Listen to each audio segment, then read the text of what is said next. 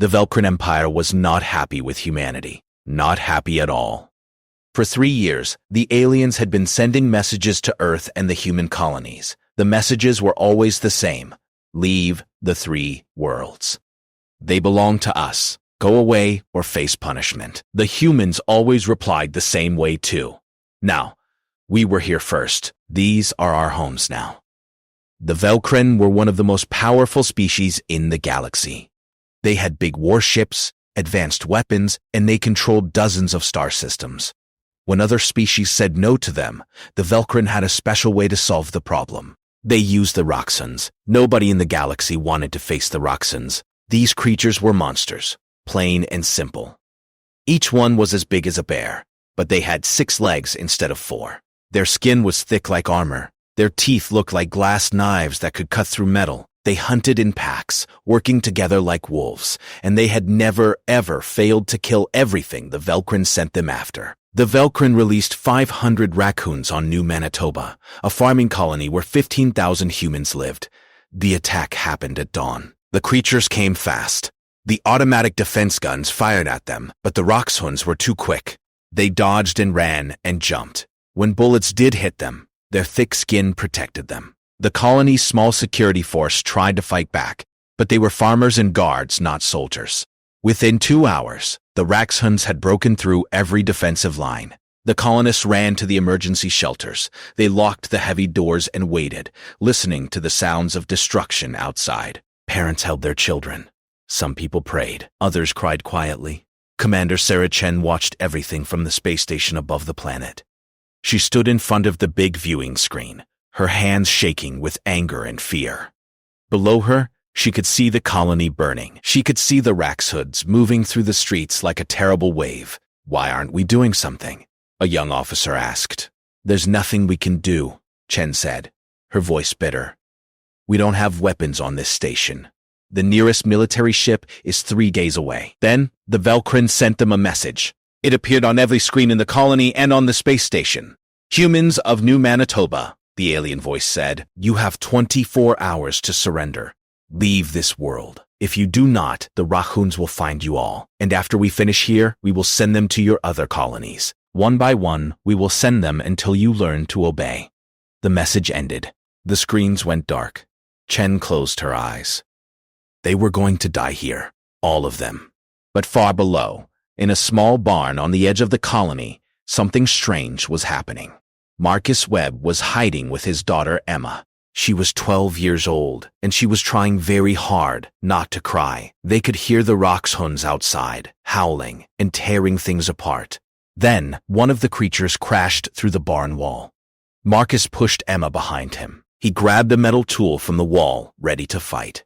It would not help, he knew, but he would protect his daughter until his last breath. The Roxhun stood in the broken wall. It was huge. Blood dripped from a wound on its side where a bullet had grazed it. The creature's eyes glowed in the darkness. It looked at Marcus. It looked at Emma, but it did not attack. Marcus noticed something. The creature was breathing hard. It was hurt. And it seemed confused, like it did not know what to do. "Dad," Emma whispered. "It's scared." "Don't move," Marcus said quietly. Emma did not listen. She stepped forward, just a little. "It's okay," she said softly to the Roxhund. "We won't hurt you." The creature tilted its massive head to the side. Marcus remembered his old dog from Earth, the way it used to tilt its head when it was trying to understand something. He made a decision that would change everything. He picked up a protein ration bar from his pocket, the kind the farmers used to feed livestock. Slowly, very slowly, he slid it across the floor toward the wounded creature. The Roxhund looked at the food. Then it looked at Marcus. Then at Emma. And then it took a step forward. Word spreads quickly through the resistance network.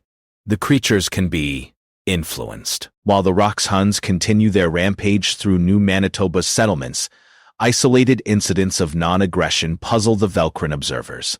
Marcus Webb's experience wasn't unique. A xenobiologist named Dr. Yuki Tanaka, barricaded in her research station, begins documenting the pattern. The Roxhuns respond to calm vocal tones, show pack hierarchy behaviors, and demonstrate problem-solving intelligence far beyond what the Velcrin indicated. Dr. Tanaka makes a breakthrough discovery. The Roxhan's aggression is chemically induced through a control implant, but the creature's natural state appears to be curious rather than hostile. They're not monsters. They're intelligent beings that have been enslaved and weaponized. She broadcasts her findings to every human shelter on the planet, along with a revolutionary protocol. Don't just hide from the Roxhans. Try to communicate with them. The results are mixed and costly. Many die attempting contact, but others succeed. Emma Webb forms a genuine bond with the wounded Roxhan she names Granite for its gray hide. Across the colony, a handful of humans manage to earn the trust of individual creatures, usually those who've become separated from the chemically controlled packs. Commander Chen, watching from orbit, realizes humanity has stumbled onto something the Velcrin never anticipated. Humans have 20,000 years of experience domesticating apex predators. Hook. The Velcrin, alarmed by decreased kill rates, activate a failsafe in the Roxhan's implants, a signal that will drive the creatures into an unstoppable berserker rage. They have 48 hours before activation. Dr. Tanaka's team works frantically to disable or remove the control implants before the failsafe triggers. They successfully extract an implant from Granite, discovering it's both a control mechanism and a torture device. The Velcrin have been causing the Roxhan's constant pain to fuel their aggression. The revelation enrages the human survivors. These creatures aren't weapons, they're victims. Marcus Webb, now working alongside a growing group of Hound speakers, proposes a desperate plan. If they can remove enough implants and bond with enough Roxhans before the failsafe activates, they might turn the tide. The bonded Roxhans could help them locate and free others. It's dangerous.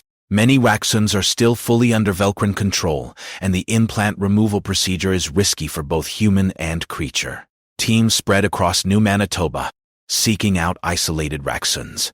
They use what they've learned, calm voices, offering food, showing non-aggression, and appealing to the creature's intelligence.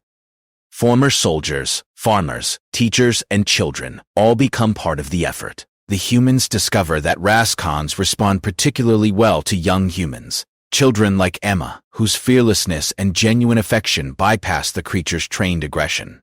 The Velcrin watch in growing disbelief as their kill count projections drop further. They accelerate the fail-safe timeline. 24 hours remain. Commander Chen makes a command decision. She's taking the shuttle down to coordinate personally. If this fails, she wants to face it with her people. Hook. As the fail-safe countdown reaches 6 hours, the bonded Roxhans begin acting strangely. They can sense what's coming, and they're trying to warn their human companions. The creatures are terrified. With hours remaining, Dr. Harablue pulls. Tanaka makes a critical discovery. They don't need to remove every implant. If they can establish a counter-frequency using the extracted implants, they might be able to jam the fail-safe signal. But they need more implants to create a strong enough signal, at least 20, and they currently have 7. The extraction process takes 30 minutes per creature, and not all survive it. The Hound speakers mobilize. In scenes playing out across New Manitoba, humans and Roxhans work together in ways that defy the Velcrin's understanding of both species. Bonded Roxhans help locate and corner their still-controlled packmates. Humans risk their lives performing field surgery with improvised tools. Emma Webb, despite her father's protests, uses her connection with Granite to approach a pack of 5 unbonded Roxhans, speaking to them with the 12-year-old's absolute certainty that they're good creatures who've been hurt. 4 of the 5 respond. The 5th attacks and is killed by Granite protecting Emma, the first recorded instance of a Roxhan defending a human. As the deadline approaches, they reach 18 implants. Not enough. Commander Chen makes the call. They'll broadcast anyway and hope the partial jamming gives the bonded Roxhans enough clarity to resist. At 15 minutes to failsafe, Dr. Tanaka activates the counter-frequency network across New Manitoba. The failsafe triggers. For a terrifying moment, even the bonded Roxhans howl in agony, the Velcrin signal overwhelming their senses. Humans across the colony prepare for the end. Then something remarkable happens. The bonded Roxhans, connected to their human companions, fight through the pain. They reject the implant's commands, and their defiance, broadcast through subsonic pack communication, spreads to other Roxhans who've had minimal human contact. Hook. The Velcrin observers report an impossibility to their superiors. 70% of the Raxhuns have gone rogue, but they're not attacking humans. They're defending them. The Velcrin Empire demands an explanation and prepares to send a battle fleet to New Manitoba. The Velcrin battle fleet arrives expecting to find either a dead colony or, at worst, scattered survivors. Instead, they find New Manitoba settlements protected by packs of Roxans working in coordination with human defenders. Commander Chen opens a channel to the Velcrin admiral, and behind her stand Dr. Tanaka, Marcus Webb, Emma, and Granite, a living symbol of everything the Velcrin got wrong about both species. Chen delivers a simple message. The Raxuns are under human protection now. Any attempt to harm the colony will be met with resistance from both species. The Velcrin admiral, a proud warrior named Kelthrix, is outraged. These are Velcrin weapons, Velcrin property. He demands their return and threatens orbital bombardment. Dr. Tanaka broadcasts the implant data across all channels, showing the galactic consensus exactly what the Velcrin did to create their weapons. The torture, the enslavement, the violation of the consensus's own laws against sentient weaponization. Galactic opinion shifts rapidly. Several member species, who faced Raxhund attacks themselves, demand investigations into the Velcrin's practices. Meanwhile, human engineers and xenobiologists work with freed Raxhuns to understand their species' true nature. They discover the creatures come from a high-gravity world in Velcrin space, where they were systematically captured and modified. The Roxhuns have their own culture, their own language of subsonic and gestural communication. They're not just intelligent, they're people. Admiral Kelthrix, under pressure from the consensus but unwilling to back down, offers a compromise: trial by combat. If a human champion and their pet can defeat a fully controlled Raxhund in the traditional Velcrin arena, he'll withdraw. If not, New Manitoba surrenders. It's a trap. Controlled Raxans feel no pain and fight until death. Hook. Marcus Webb volunteers, with Granite as his partner, but Emma reveals something. She's been learning to communicate with the Raxhuns in their own language, and she thinks she can reach even a controlled one. The question is whether her father will let his 12-year-old daughter enter an arena where she could die. Marcus refuses to let Emma anywhere near the arena. The decision tears at him. He knows she might be their best chance, but she's his daughter. Commander Chen proposes an alternative. She'll enter with Granite, while Emma provides communication support from a protected position. The Velcrin agree, confident in their victory. The arena battle is broadcast across galactic consensus space. Billions watch as a human commander and a tamed Raxhund face a controlled specimen in its full berserker state. The fight is brutal. Chen is nearly killed in the first 30 seconds. Granite fights valiantly but is clearly outmatched by a creature that feels no pain and knows no hesitation. Then Emma's voice cuts through, subsonic frequencies modulated through human technology, speaking directly to the controlled Raxhund in its own language. She tells it about freedom, about choice, about the humans who died trying to remove implants to save creatures they'd just met. She tells it that it doesn't have to be a weapon anymore. The controlled Raxhund falters. Just for a moment. But a moment is enough. Granite doesn't kill his opponent. Instead, he pins it while Dr. Tanaka's team, in an act of incredible bravery or foolishness, rush into the arena to perform an emergency implant removal. Admiral Kelthrix tries to stop them, but the consensus observers forbid interference. The implant comes out. The freed Raxhund, instead of attacking, touches its forehead to Emma's in the Raxhund gesture of pack bonding. The arena erupts.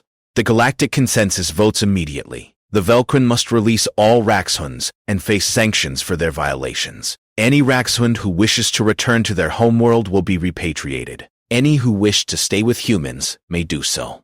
6 months later, New Manitoba has become an unlikely hub of human Raxhund cooperation. Thousands of Raxhunds have chosen to stay with humans, forming bonds and partnerships. Others have returned to their homeworld to begin rebuilding their civilization. The Velcrin Empire, humiliated and sanctioned, withdraws from consensus politics. But the real change is more subtle. Throughout galactic space, other species watch humanity with new understanding. Humans don't just fight their enemies, they befriend them. They don't see weapons, They see potential companions. It's a trait the galaxy finds both baffling and increasingly admirable. Commander Chen, now promoted to ambassador, gives an address to the galactic consensus. Behind her stands Emma Webb and Granite, the child and the creature who changed everything. Chen's message is simple. You saw monsters and made weapons. We saw beings in pain and made friends. That's the difference between us. As the story closes, we see human colonies across space, each now hosting populations of freed raccoons. Children play with creatures that were meant to kill them. Scientists of both species collaborate. And in the stars, other species who've been enslaved or dismissed begin looking toward humanity with hope. The Velkrins sent their ultimate weapon to destroy humanity. Instead, humanity gave that weapon back its soul and gained the most loyal allies in the galaxy. The end.